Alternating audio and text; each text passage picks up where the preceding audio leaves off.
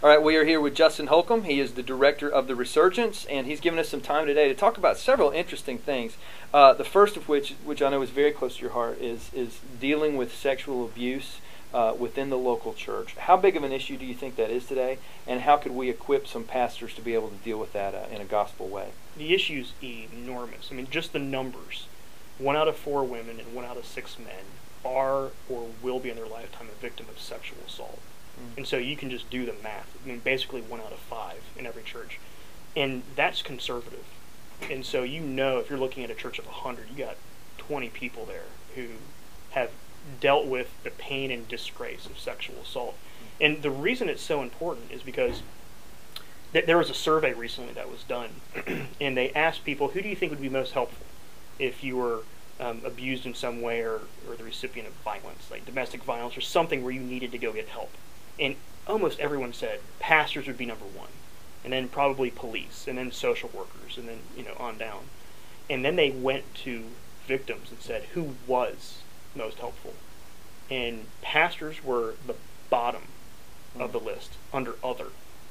And so police officers, social workers, other people were way more helpful. So and so it's because pastors just, they don't know, or because of the culture of shame of just silence that we have going on, because there's a lot of stigma for sexual assault, and also there's a lot of pain and damage, and so some people are just intimidated by the suffering. They don't want to know. They would rather be in denial of how bad it is, because then you're opening up a can of worms of pain and counseling and care, and so it is a huge issue. That's why my wife and I wrote the book called Rid of My Disgrace, because we were realizing that both victims needed the good news of the gospel applied to the tragedy of their suffering and being sinned against, but also we wanted to write a book that pastors and counselors and friends could kind of overhear us communicating to victims of sexual assault to help teach them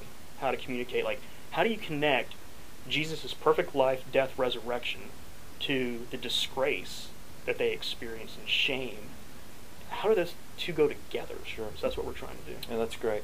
Well, on a practical level, obviously that book is a great place to start, but what are some other things that guys could do until they get that work in their hands? Talk to their wives. Okay. Gently ask around. Start paying attention. Start praying that God would bring to them instances where they can actually serve and listen to people who have been victims. That'll be the most powerful thing. Actually being aware and prayerfully being aware, not just kind of like just grabbing Oprah and just watching for horrible stories that grip your heart, but actually kind of that prayerful in-tuneness of, okay, this is on my radar screen now, God. And if there's a whole bunch of people in my church or in my circle of influence who are suffering, could you point them out to me? Or please give them the courage and the trust to actually talk to me about that.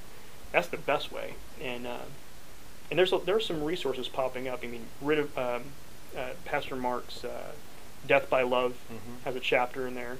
There's some stuff by CCEF. They have a really good pamphlet on sexual assault, and the journal. They have some really good resources. So I would dive in with either Death by Love or the CCF materials.